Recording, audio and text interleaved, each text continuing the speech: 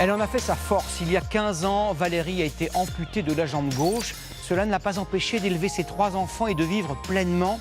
Elle s'est lancée d'autres défis.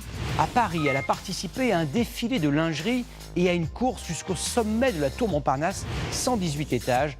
Portrait d'une femme pleine de force. Sylvain Milenvois, Christophe Moutot et Élodie Dubosc. Mais pourquoi? En la rencontrant, c'est la première question que l'on s'est posée. Ce très très grand bâtiment, je me dis qu'il n'est pas si haut que ça. Pourquoi Valérie, 55 ans, a-t-elle décidé de participer à une course d'escalier? Vous aimez les escaliers, Valérie? Je n'aime pas du tout les escaliers. Dès qu'il y a un ascenseur, même pour un étage, je le prends.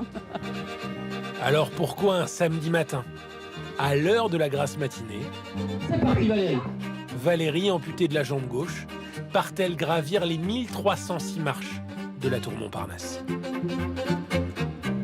Ça va, j'ai un peu le bas du dos en compote, les épaules aussi, mais ça va. Allez, il faut monter. C'est d'abord pour collecter des fonds pour les enfants malades, mais pas seulement. Tout le monde est très sympa et puis on me voit comme, après on me voit comme une autre personne, voilà. C'est pour ça que j'aime aussi ces événements où je suis avec des valides, parce que dans ma tête, j'ai pas d'handicap, donc voilà. Pourtant, une fois arrivée en haut après 35 minutes d'ascension, ce que Valérie nous a dit a soulevé une autre question. Je vais me reposer et à 14h30, je remonte. Vous le faites 2 fois. Je le fais 2 fois. Mais pourquoi va-t-elle aussi loin dans tout ce qu'elle fait? Tous les jours, je viens ici, cette plage Winotre.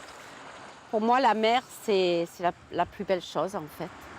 C'est sûr que dans l'eau, il n'y a pas d'handicap. La personne, si elle ne me voit pas rentrer dans l'eau, bon, elle ignore s'il me manque quelque chose. Cela fait 15 ans maintenant que Valérie, qui vit dans le Var, a perdu une jambe. Ça me fait rire quand j'entends « perdu une jambe » parce que bon, quand on perd quelque chose, on le retrouve toujours. Hein. Mais bon, je suis tombée malade et puis j'ai attrapé un staphylocoque. Pour éviter plus de complications, cette maman de 3 enfants décide elle-même de se faire amputer.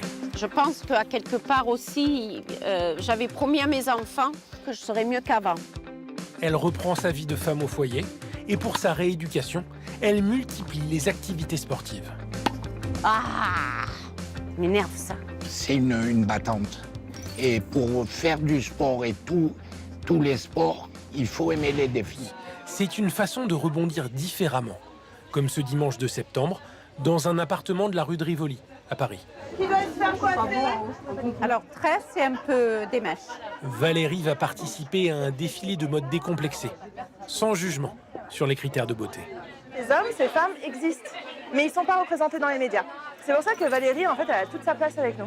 Et je suis vraiment contente qu'elle soit là. Ça va aider à changer les mentalités, parce qu'en France, c'est refermé. Dans la rue, elles sont presque une centaine, attendues depuis plusieurs heures par le public. Comme Valérie, beaucoup de ces mannequins d'un jour ont le trac. Mais ce n'est rien face à leur volonté de s'assumer.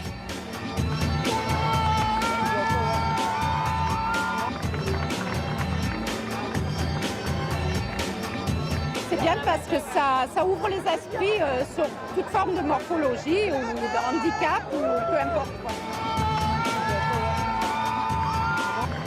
C'est fou, mais c'est pas pour moi, c'est pour nous toutes. Tu te sens bien, là? Ah oui, ouais, super, super. Même en petite tenue. Alors imaginez, en t-shirt basket, au pied de la tour Montparnasse, prête à remonter, mais avec un ami cette fois-ci. Pour nous, ça paraît dérisoire parce que personne ne s'amuserait à monter 2 fois 60 étages en béquille. Mais pour elle, il faut toujours qu'elle ait un record à battre, quelque part. C'est comme ça. Tu vas monter pour la 2e fois. Valérie, on croit en toi. L'an passé, Valérie n'avait fait l'ascension qu'une seule fois. Mais cette fois-ci, les 59 étages gravis dans la matinée se font vite sentir. Ça va aller, oui. Je suis fatiguée, mais bon, ça va aller. Encore 50 étages? Ah ouais, il faut pas me le dire. 47 minutes plus tard, la revoilà, tout en haut. À nouveau.